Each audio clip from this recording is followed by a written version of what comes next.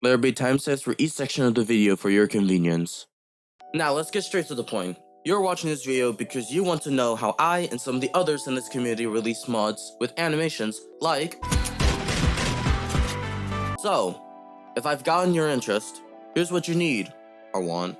You will need Adobe Animate, a Polo template, any image editor, a text editor, and of course, the holy grail, the Adobe Animate to Incredibox converter. And then you have extra tools which will really help you out. If you want to test out your animation, you have two methods: using the animation renderer or putting it in a mod template. And then flip a clip converter. I mainly use this for full bodies as it is much more accurate than Adobe can be. So, if you got everything you need, then we can finally begin. Alright then, hello everyone and welcome to the unedited section, which will also be the animation section of this funny tutorial I'm doing. So I came here with an idea. I want to animate beat 1 from New Beginnings, and I got the sound right over here. Where do I start? How am I gonna do my things? So basically the structure of this is, first of all, you unlock this in order to access it. And if you double click, you notice there's two more layers. You have the body layer and the head layer.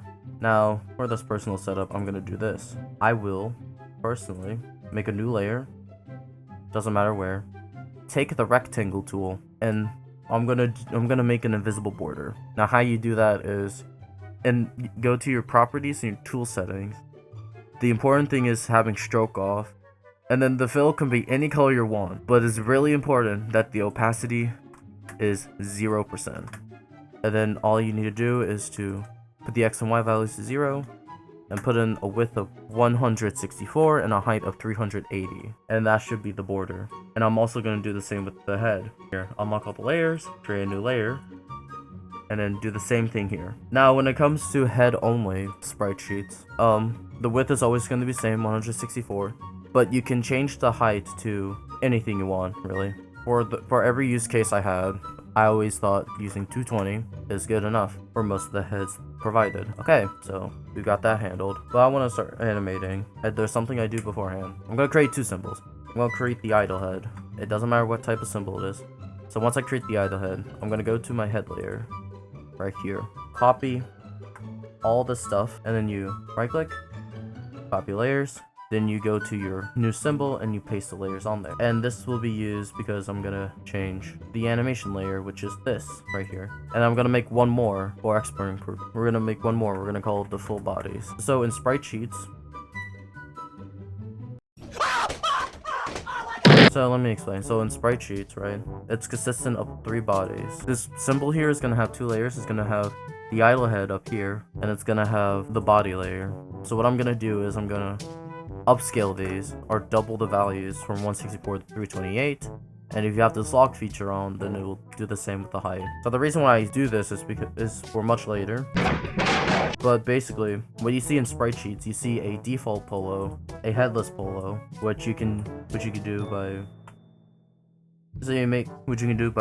just adding the body and deleting the head here, and then the silhouette. And what I found out is, if both of these are symbols, you can go under properties and object, you can go to a color effect and do brightness, and you can put it all the way down to get that silhouette. So then you're gonna have a symbol that looks like this. And then this is for much later, but once we actually start exporting stuff, when you generate your sprite sheet, it's gonna look like this. And this is what's in this is what most sprite sheets you see. But we'll export that later. Oh my god! But for now, I would like to actually start animating. The setup is done, and I actually want to start animating. We'll go to the head animation, which is this here, and we're gonna add our sound in. What I do is, under properties frame, once you import the sound, you do this. For the sake of New Beginning, and then because so I'm using New Beginnings because their loops are extremely short, aka I could do this. So one loop in this mod is equal to 81 frames in this case. If you're in a team, then the people in your team should have this information ready for you. But in this case, because it's an existing mod, then they already have the values in there. I have to look in the files personally.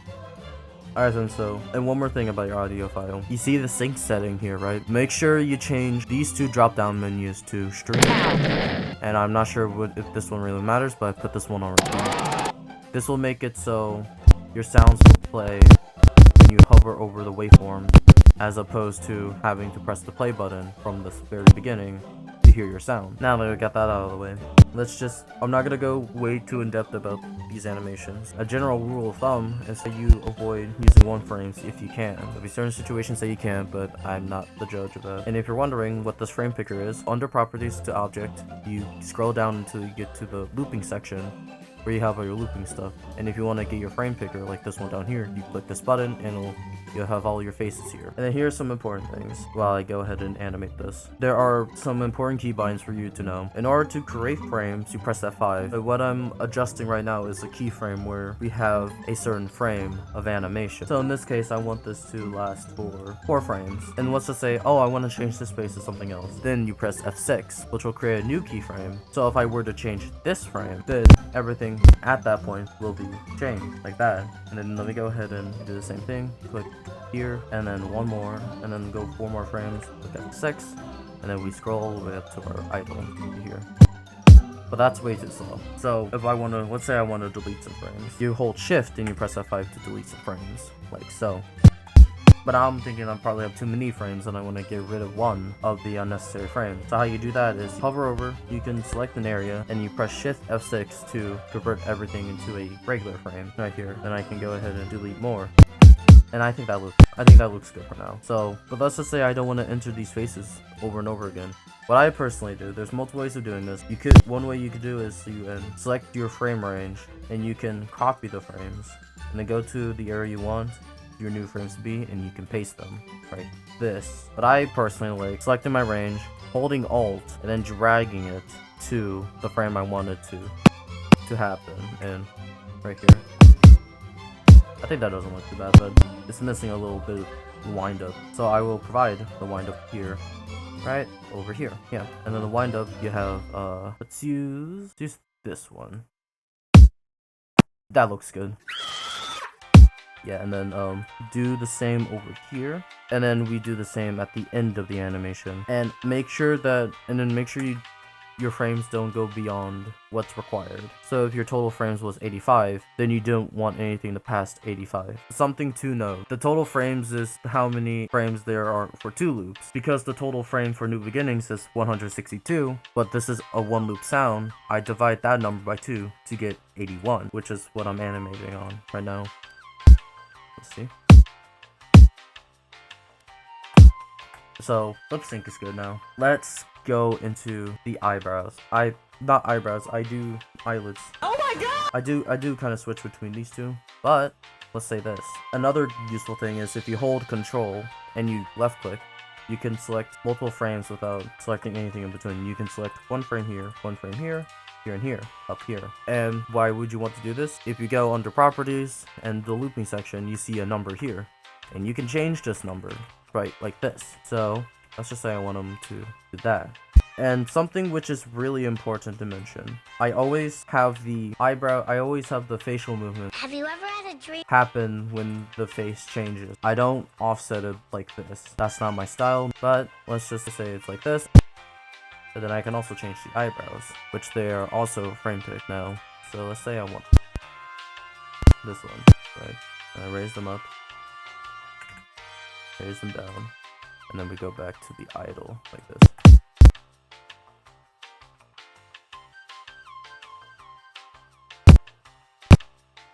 Okay.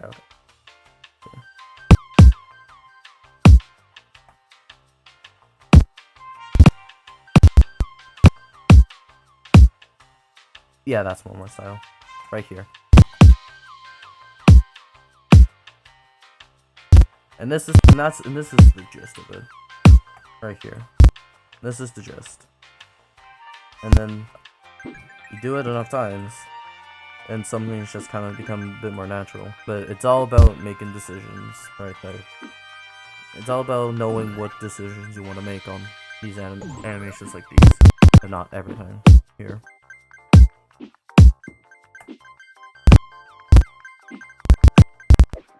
I think adding this in between is gonna be nicer to me. It's nicer. And I want to move these two. And then move this over.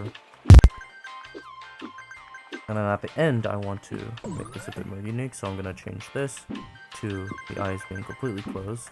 And then they open later. Press F6 to create a frame, and go to 6, hopping over a previous frame, putting it here.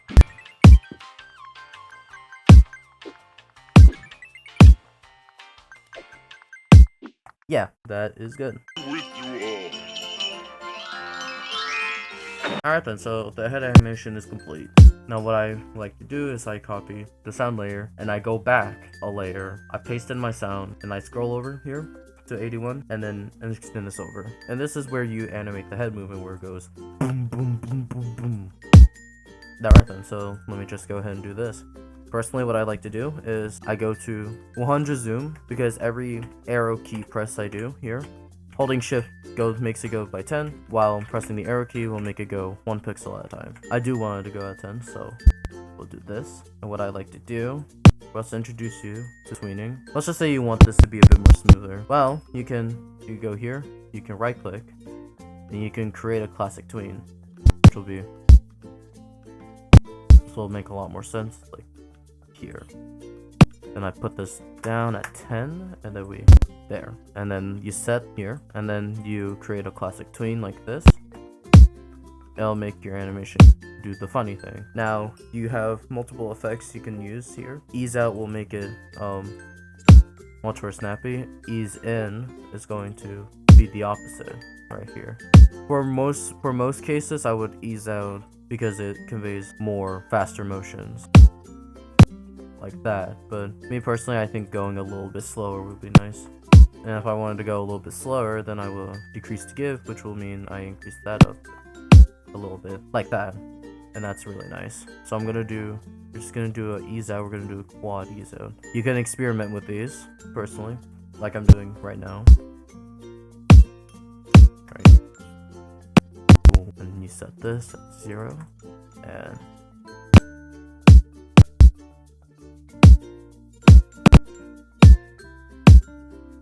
alright then.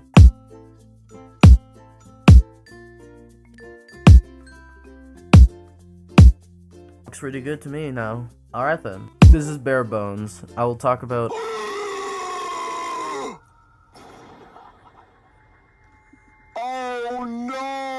now that I really like this animation here, we can now start the exporting process here. So before you export anything, all the tweens you put on your head movement, they have to be converted into keyframes here. You can do that by right-clicking a classic tween, and then you can convert to frame-by-frame animation. If they are keyframes, then they will be recorded in the converted JSON much later.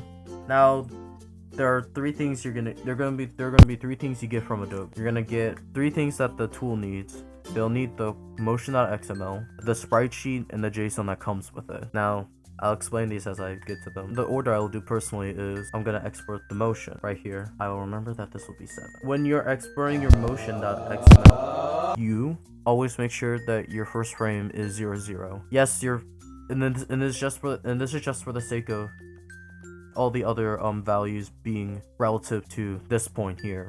We're gonna edit the values in the converted JSON anyway, so if you did have any type of movement on the first frame, that can be implemented in the JSON later once we actually get it. But for now, what you do is you select this entire layer, making sure that the first frame is 0, 0. You go up to commands, and then you export motion.xml. You smell like you farted. You're not gonna see my file explorer, but you can save it somewhere. I'll just save it there. And now, that's the motion. So now, the next thing you're gonna do is you're gonna export the Spritesheet. Now, I always do this, since it's needed, but I wanna generate the HD Spritesheet of this. It only animated in non-HD. But I want it in HD. Now, here's how I do it. So you select this frame, right? You double the width, and with this lock on, and it's gonna look big for like a single frame, but that's okay. You go back to the head you just increased the size of, you right click on it, and then you generate the sprite sheet. And now you can take a look at it, and it's like, it looks like it got everything. That's cool. So now, before you go out and export this, we have some settings. So the image dimension, auto size. The image format is PNG 32-bit because there's not going to be any background. And then here's the part you need to change for the tool to work. The algorithm is going to be basic, but you need to change the data format to JSON, not JSON array, JSON. And then you uncheck trim, but you keep stack frames checked. And then there's no padding or shape pad. There's no padding, period. So these are the settings you need. Now, this would realistically be it, but because of the setup I made, or because of this thing I made here, you could just go ahead and select this symbol from your library and generate the spreadsheet. And the reason why this is HD is because inside the symbol are the HD dimensions. I did this because it's much more convenient just to right click on here and get the HD sprite. I'm gonna end this part here and go back to my scripted section. Alright, thank you, Animation Me. I'll take it from here. Alright then, now that you have all 3 of the files you need, all you need to do is go to the converter and BAM! They're in. And I forgot to mention, by default, that's gonna say non-HD down there. Make sure that is switched to HD because you exported the HD assets now. Now, the number of heads doesn't really matter.